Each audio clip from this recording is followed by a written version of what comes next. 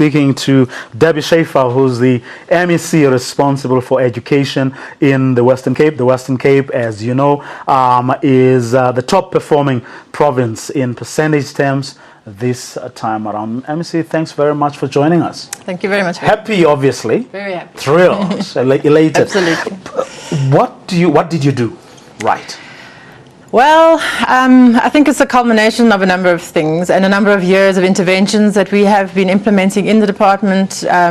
We've been putting in place various extra assistance from a young age already in grade 3. We've been putting in extra assistance for our matrics. We put in a lot of work with matrics as well as the progressed learners.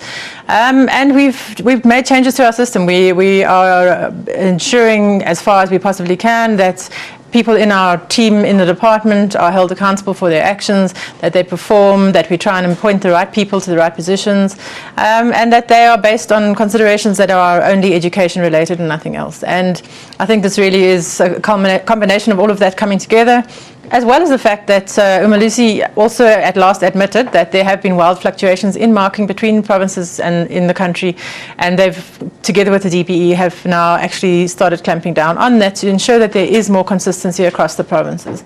And I do believe that it also had something to do with it, some part to play, because for a while we have been a bit concerned about some of the wild fluctuations that there have been in some provinces. If you say that the people you have are there because of their competencies, because they're doing the right things, and there are consequences for those who do not do their job, what are the other things that you think become considerations elsewhere in the country and are responsible for the less than ideal performance that we're seeing elsewhere? Look, I mean, there is a real concern of the influence of some trade unions on education. And I know in the appointments of teachers and principals in some schools, in some provinces, that is an absolute problem. I have heard accounts very reliably of people going, of unions going to MECs or HODs and saying, we want this person appointed in that school and that school and that school. It's got nothing to do with anything, that they're necessarily the best person for the job. It's got to do with their political affiliation. And I think that is one of the biggest problems we have in the country. Obviously, there are a number of other issues that are involved. We still have socioeconomic issues that are concerning. Management is a concern across the board. We've got to make sure we have limited resources across the country. We are under extreme financial pressure. And I think it's really important to make sure that we stop corruption where there is corruption, that we don't waste money where there's sometimes there is a waste of money. We cannot afford to waste a single cent. Every single cent must be spent properly and well, in the best interest of our learners. And there's a combination of factors. We need good leadership at all levels. We need good leadership in the districts. We need good leadership at level of HOD level and political level. So it's a combination of factors. But one thing I am very pleased about is I'm never pleased to see a drop. But I'm very pleased to see the emphasis by the Minister as well as Umalusi on not dropping the standard and in fact improving the standard. And I think that's important. Well, it's interesting, and I wanted to actually speak to this because there are people, one academic posted earlier on who seem to think that the reason you have this time around more students passing Matric than has ever been the case before, more students passing mathematics and science than has been the case before, and more students getting bachelor passes, it's because some of these students have actually been pushed through. In other words, they have been assisted. The system has somehow been manipulated to get a decent result than would have been the case before. Is that in fact true, or possible even? I don't think that, I haven't seen any indication that people would have been pushed through to get a bachelor's where they wouldn't have got a bachelor's.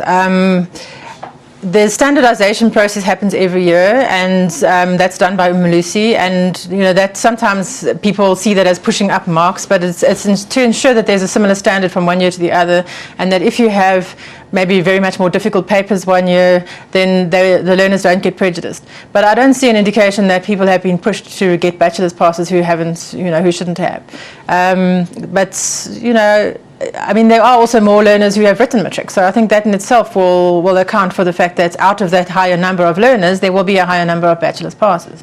So, but it's good to see, and it's good to see that even though the Minister said the quality has improved, that there still has been an improvement in learners, even with those stricter, more difficult exams, that there are increasing improvements in bachelor's passes and in the maths and science, and also especially in the poorer schools and the lower quintile schools, which is helping to minimize the gap between the wealthier schools and the poorer schools. I think that is really important. So the integrity of the exams and indeed the system, in fact, remains intact? I haven't seen anything that makes me concerned about the integrity of these exams. We had the leaks in Limpopo. I think the DBE dealt with it very well. It was stopped straight away, and they made those learners that were really affected rewrite that exam. So I don't have any issues that I am aware of that would put the integrity of the examination process in question. Well, you may be number one, but I'm sure you still have lots and lots of challenges. We do have huge challenges. We are number one, but as you know, things change from one year to the next, and there's always improvements in any system that we can make. We have increasing numbers of learners every year coming to our province. We don't have the money to go with it, so it's putting a lot of pressure on our system. It's putting pressure on trying to appoint additional teachers, as well as innovate in the system and try and maintain what we have at the moment. So it is difficult. Obviously, we're also always social problems. There's a lot of concern with people who can't afford school fees. We would very much like to increase our number of no-fee schools. And this problem with the quintile system is it creates the perception that if you're a quintile 5 school, you actually have a lot of money, when the reality is that many of our schools are getting learners from poor communities in what is classified as a quintile 5 school, but they actually are not wealthy. And that is a real problem for us. But the truth of the matter is the situation is dire in the townships and in the rural areas, isn't it? It's dire, yeah, in certain areas, absolutely. But what I am very pleased about, as I said, is that I see across the country, the minister said in the poorer communities, the pass rates have improved. And in the Western Cape in particular, I've also looked at that. And in all of our lower quintiles, it has been consistently going up. And what I'm particularly pleased about is that every single district of ours has got above 80% pass rate. So that is including all communities. So we are improving in every single community, and we've been putting an emphasis on poorer communities for a long time now. We've been putting additional resources in there and trying to compensate, and we're always looking at ways to improve on doing that. I say thank you very much. Thank you so much. Deborah Schafer is, of course, the provincial minister responsible for education in the province of the Western Cape. And for now, it's back to you, Francis and Peter, in Auckland Park.